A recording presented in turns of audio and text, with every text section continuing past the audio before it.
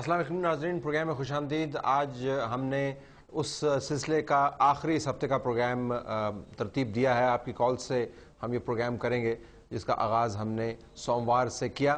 آپ کی کالز لیں، ہم نے گیسٹ کو انوائٹ کیا۔ آج کے پروگرام میں ہم صرف آپ کی کالز لیں گے۔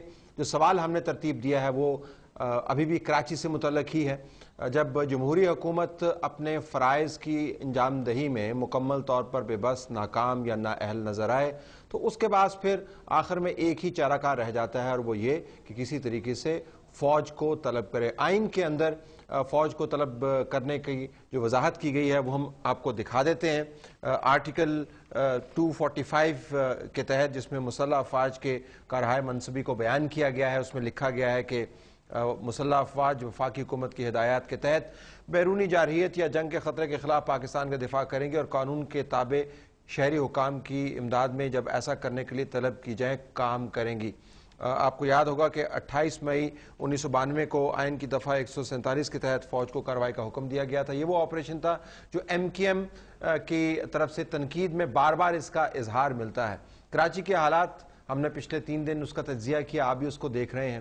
منی پاکستان ہے، میں بار بار دہراؤں گا، اگر آپ سے منی پاکستان کنٹرول نہیں ہو رہا تو پھر سارے پاکستان کو آپ کس طریقے سے گورن کریں گے؟ اگر تمام تر سیاسی مینڈیٹ کے ساتھ آپ لوگوں کو جان کی تحفظ نہیں فراہم کر پا رہے، ان کو گھروں کے اندر محصور کرنے پر مجبور کیا جا رہا ہے، تو پھر اس مینڈیٹ کو سنبھالنے کے لیے فوج کو طلب کرنا ضروری بنتا ہے۔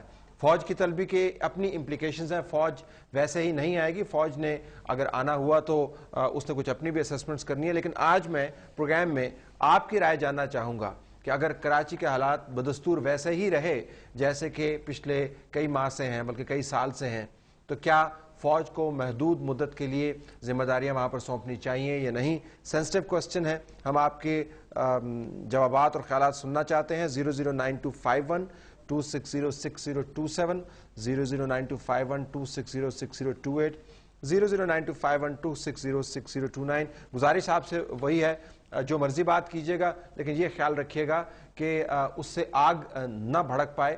ہمارا مقصد کسی جگہ پر مزید ٹینشن پھیلانا نہیں ہے، عوام کی آراء کو بیان کرنا ہے۔ آپ آراء بالکل بیان کیجیے، آپ کے لیے ہی ہم نے آج کا پروگرام ترتیب دیا ہے۔ کیا فوج کے ذریعے کراچی میں امن لایا جا سکتا ہے، اور کیا فوج کے آنے کے بعد حالات درست ہو جائیں گے؟ وہ فوج جو آئینی طور پر سویلین احکامات کے تابع ہے۔ جی کالر لیتے ہیں۔ جی السلام علیکم۔ جی السلام علیکم۔ وعلیکم السلام ورحمۃ اللہ۔ محترم۔ ہلو جی طلعت بھائی، گزارش یہ ہے کہ قومی غیرت یا عزت جو ہے وہ فرد کی غیرت یا عزت سے شروع ہوتی ہے۔ معاہدے کی پابندی دین ہے یا کوئی اخلاقیات ہے، کوئی بھی ہے وہ کرتا ہے۔ ہمارا اس موجودہ منتخب اسمبلی کے ساتھ یہ کانٹریکٹ ہوا 2008 میں کہ ہم آپ کو ووٹ دے رہے ہیں، آپ ہمیں ڈیلیور کریں گے۔ انتہائی افسوس کے ساتھ، انتہائی دکھ کے ساتھ، انتہائی تکلیف کے ساتھ کہ they have failed us. They have not failed themselves. خود ناکام نہیں ہوئے، ہمیں ناکام کر رہے ہیں۔ ہمیں یہ بتا رہے ہیں کہ آپ لوگوں نے یہ غلطی کی ووٹ دے کر، ہم غلط لوگوں کو چنا۔ اگر ہم نے یہ کیا ہے ہمیں اس کی سزا دیں، لیکن اس طرح نہیں، ملک کی کاسٹ پر نہیں۔ خدا کے لیے ملک کی کاسٹ پر ہمیں سزا نہ دیں۔ ملک فوج ایک ادارہ ہے، اسے آنا چاہیے، لیکن کیا ہم یہ تسلیم کر رہے ہیں کہ سول حکومت، سول ادارے ناکام ہو گئے ہیں؟ تو پھر انہیں ختم کریں، کاسٹ سیونگ کریں۔ ہم تو ڈیٹ میں ہیں، ہیویلی ڈیٹ میں۔ ہمیں نہیں چاہیے ایف سی، ہمیں نہیں چاہیے پولیس، ہمیں نہیں چاہیے سول ادارے، اگر ہمیں فوج کو لانا ہے۔ اگر یہ ادارے موجود ہیں اور انہیں ہم صحیح نہیں چلا رہے تو کیا ہم اپنی اتنی نااہلی تسلیم کر رہے ہیں؟ تو اس کے بعد کیا اس حکومت کا یا اس اسمبلی کے جواز رہتا ہے؟